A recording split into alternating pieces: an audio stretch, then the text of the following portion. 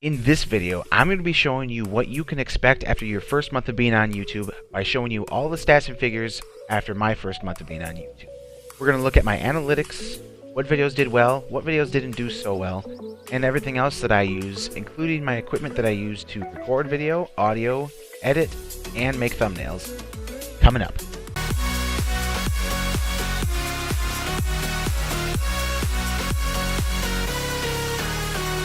Hey everyone, my name is Jared, and this is Wisco Style, where we bring the Wisconsin culture to you. We make videos all the time about the culture here in Wisconsin, so if that's something that interests you, and you're new here, consider subscribing. I'm doing something a little different today, as today marks the first month that I've been a creator on YouTube. I thought I would share with you what worked for me, what didn't work, and all the programs and equipment that I've used during my first month of being a creator on YouTube. So let's get into it. Okay, so the first thing we're going to look at here is my overall analytics. And to date, I have made 9 videos. 2 of them you can't see because technically I started on the 16th and this only shows back to the 19th. But there's not really much over here to see anyway. But as you can see, there's not much going on right here, which is about the first 2 weeks that I started making videos. And this is my views for the first 2 videos that I ever made. But as you can see here, after I released this 3rd video, that's where my views start to take off. This video, we go ahead and take a look at it, is this one right here. It was a custom LED beer pong table that my brother and I and our roommate made. As you can see here, it's got 78 views and 106 minutes of total watch time. And as you can see, most of those views came right away. And that is because as soon as I finished the video and put it live on YouTube, I told everybody about it and told all my friends because most of them were in the video. So all these initial views are from me telling all of those people about the video, but then as you can see, as time goes on, it kind of tapers off and plateaus. Now what we're going to do is take a look at the video that's doing the best so far, which is this one, how to identify a Wisconsin accent. So we'll go ahead and click on that and look at the analytics here. And as you can see here, this one has 207 total views and over 600 minutes of watch time. And if you look at this, it is slowly starting to grow exponentially and is starting to get into a little higher climb as far as views are concerned. We've gotten 39 views in the past 48 hours. Which is actually pretty good for only having 10 total subscribers. And this video accounts for a large portion of my views. So if we go back to my analytics for the whole channel, I've got 1.1 thousand total minutes of watch time. And if we look here, almost 600, so over half of that total watch time is from that one video. But you're probably wondering, why is that video doing so much better than the other ones? Let's take a look. If we go back into here, we're actually going to go to the Classic Studio because I have a browser plugin that doesn't work in the new studio yet. So, the plugin is called vidIQ, which is up here. And what it does is it gives me this box right here. And it gives me a vidIQ score, or SEO score, and a performance score. So right now, I am getting a 78.6 overall, which is green, which means it's good. And this just tells me how well my description is, the tags that are associated with my video, and how well those two things correspond with the title of my video. And if you look here in this box, you see these are all my tags, and some of them are showing up with these blue boxes with numbers in them. So when somebody types in this certain phrase into the YouTube search box, that's the video number that it's going to show up as. So this video, when somebody types in Wisconsin accent, ranks number 4th on the list. Let's go ahead and do that quick and see what happens. So I have YouTube up here, and I'm not signed in to my account so as not to be biased towards my videos. And as we can see, my video shows up as number 4.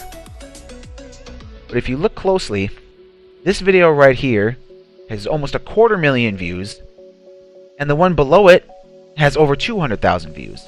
So how is mine, with only 197 views, showing up above all of these below here? Well, it's simple. is because of how well my SEO score is and how well these tags and my description correspond with the title of my video. It's that simple. And this is something that you guys can do too. It's really not that hard.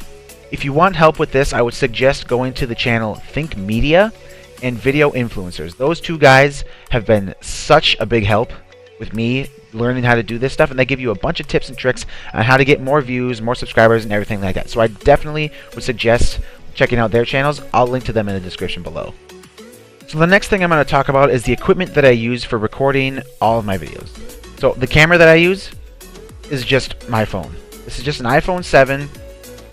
Nothing special. I don't have any lenses for it. I don't have any like equipment to go with it. I just hold it and take video just like this. I also use the microphone on my phone for all of the audio, and it's worked out great so far.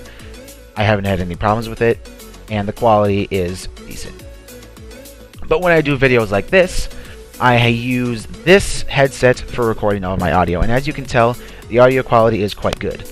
This is the Astro A40 headset. We'll pull that up on Amazon here real quick.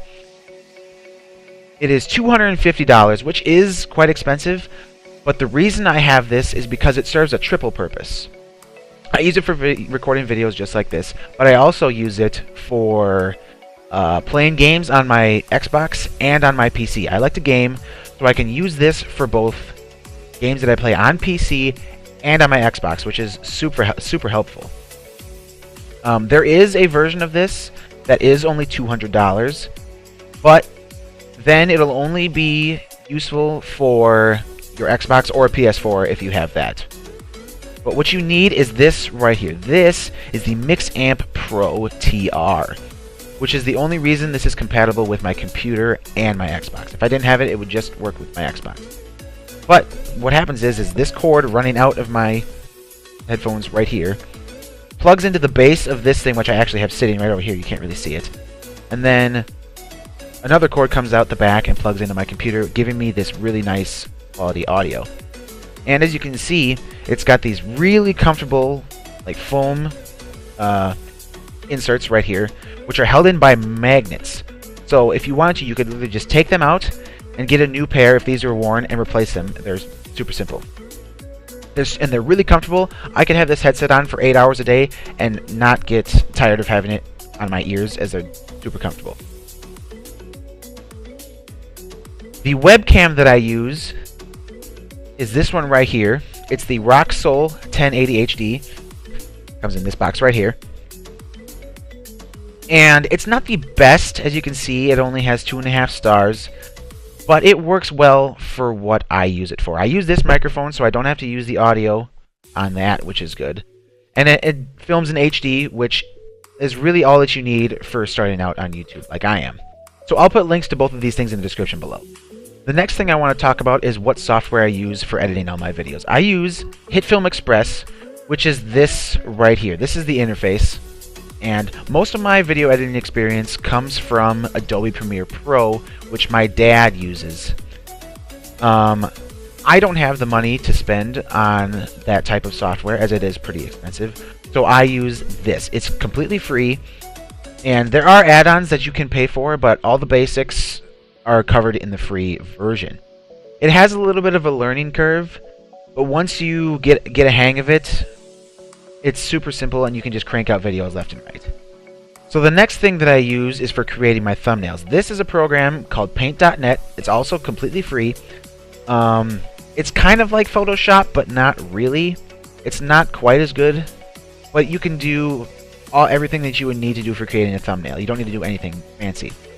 I got most of my experience with this in high school in one of my classes, but it's super simple to use. There's a lot of videos on YouTube on how to do certain things, and there's a lot of plugins that you can get to do more advanced things that are all completely free and created by the community behind Paint.net.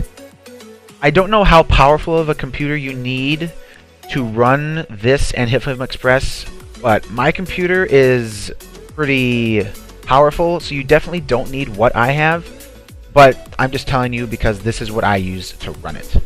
So on my computer, I have a desktop, I have 2 screens, and in my computer for my motherboard, I'm running an MSI 270-A Pro with 16 gigabytes of DDR3 RAM. I also have the Intel i7 7700K processor, but you definitely don't need that. I just got a good deal on it, which is why I got it. You could totally get away with an i5.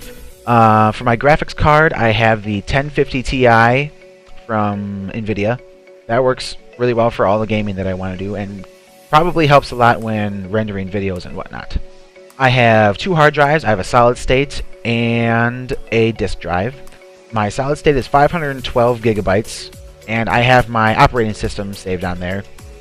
But I usually don't save anything else onto it, as I usually just save everything else onto my disk drive. It's a 3 terabyte hard drive. I also have a gaming mouse and gaming keyboard, but you definitely don't need those. I just like them because that's what I use for my actual gaming. You could get by with having just a regular keyboard and regular mouse and be totally fine. One thing I would also recommend though is having a set of speakers, so that when you're editing video, and most people will listen to YouTube and not have headphones on, and the difference between the headphones and the speakers does make quite a difference. So if you can hear it in both, it makes it a lot easier to understand what other people are hearing when they're listening to it on YouTube. So I just have a set that was a sub. It's got a kind of a tower with a sub in it that sits under my desk, and I've got 2 other speakers that are one on the left and one on the right, and that's it, and that works great for me. But you definitely don't need that. It's just something that I recommend, as that's what I used. So that's everything that I've experienced during my first month of YouTube. I hope you enjoyed the video. If you did, go ahead and leave a thumbs up. If you have any questions or something you specifically like, go ahead and leave a comment below. I'll be happy to answer any of your questions or just talk to you if that's what you want. And as I said before, everything that I've talked about today and all of the equipment that I use, there will be links in the description below. As always, my name is Jared. This has been a Wisconsin Service Announcement, and I'm out.